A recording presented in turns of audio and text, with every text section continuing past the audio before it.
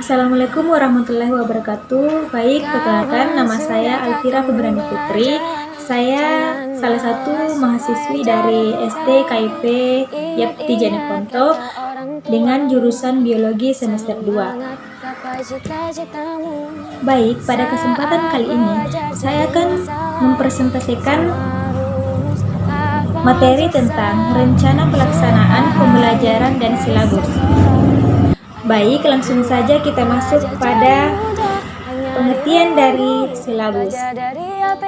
Perlu teman-teman sekalian ketahui bahwa silabus adalah rencana pembelajaran pada suatu atau kelompok mata pembelajaran atau tema tertentu yang mencakup standar kompetensi dasar, materi pokok atau pembelajaran, kegiatan pembelajaran, indikator, penilaian, alokasi waktu, dan sumber atau bahan dan alat belajar.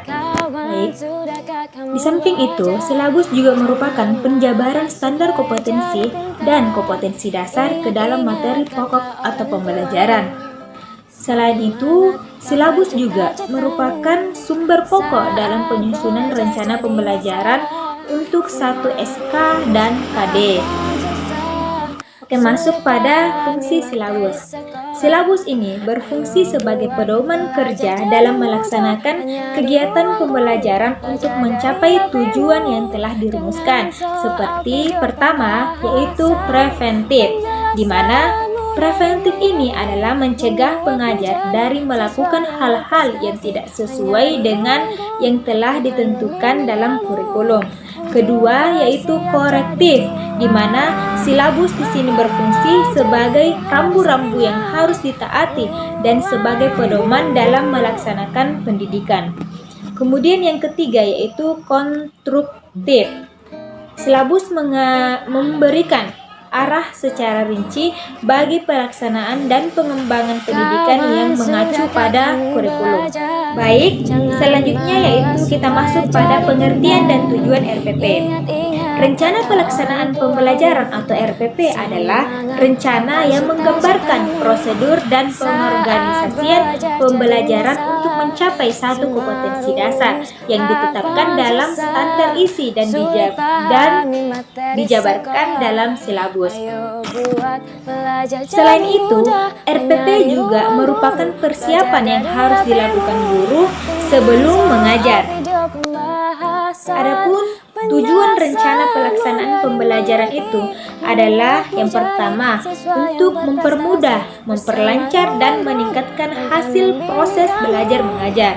Kedua, yaitu memberikan kesempatan bagi pendidik untuk merancang pembelajaran sesuai dengan kebutuhan peserta didik, kemampuan pendidik, dan fasilitas yang dimiliki sekolah. Yang ketiga yaitu dengan menyusun rencana pembelajaran secara profesional, sistematis, dan berdaya guna, maka guru akan mampu melihat, mengamati, menganalisis, dan memprediksi program pembelajaran sebagai kerangka kerja yang logis dan terencana. Adapun hal-hal yang perlu diperhatikan dalam pembuatan RPP, seperti dalam prinsip-prinsip rencana pembelajaran menurut Permendinas Nomor 41 Tahun 2007 tentang standar proses terdiri dari pertama, yaitu memperhatikan perbedaan individu peserta didik. Kedua, yaitu bersifat fleksibel. Ketiga, mendorong partisipasi aktif peserta didik, mengembangkan budidaya membaca dan adapun komponen-komponen dan langkah-langkah pembuatan RPP. Kawan, sudahkah kamu belajar?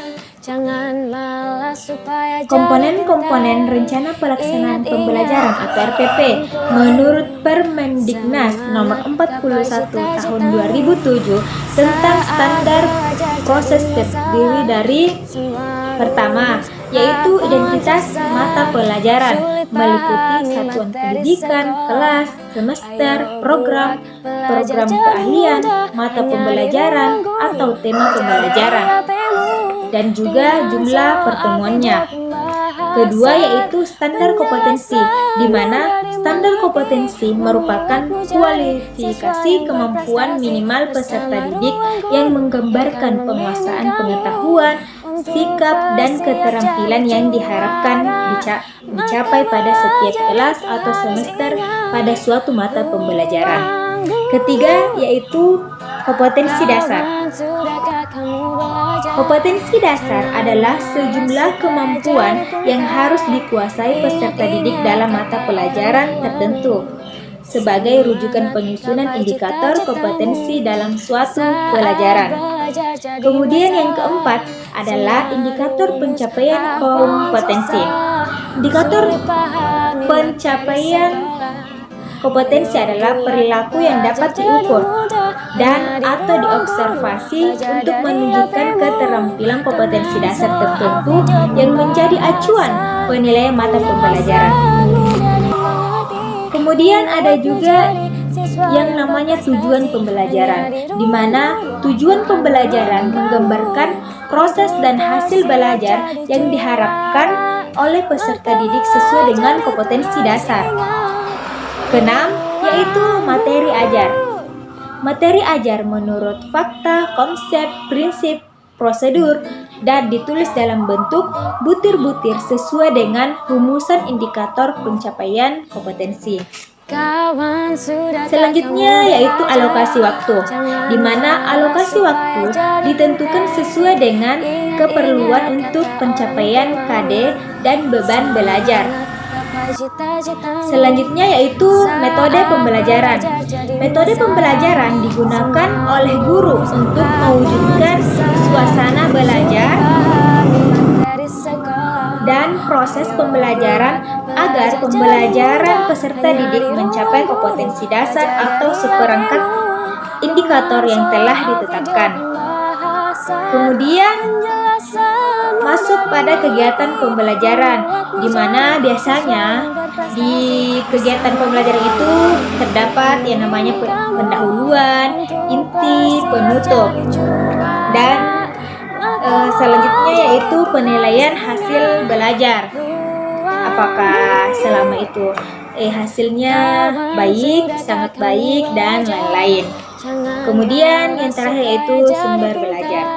Selanjutnya kita masuk pada format dan model RPP. Baik, rencana pelaksanaan pembelajaran seperti di dalamnya biasa terdapat mata pelajaran, mata pelajaran apapun itu, kemudian satuan pendidikan, kelas atau semester, pertemuan keberapa, misalkan pertemuan pertama, dan alokasi waktunya itu tergantung juga sesuai dengan kurikulum 2013. Misalkan dalam satu pertemuan dapat 45 menit, 2 kali 40 menit dalam satu kali pertemuan. Kemudian terdiri dari kompetensi dasarnya, indikator, tujuan pembelajaran, materi standar, metode pembelajaran. Nah, biasanya metode pembelajaran ini seperti halnya pembelajaran dengan metode ilmiah. Kemudian kegiatan pembelajaran, adapun di dalam RPP biasanya kegiatan pembelajaran atau kegiatan awal, yaitu kegiatan pendahuluan, di mana menyiapkan peserta didik secara fisik untuk mengikuti proses pembelajaran. Apa cita-citamu saat belajar jadi masa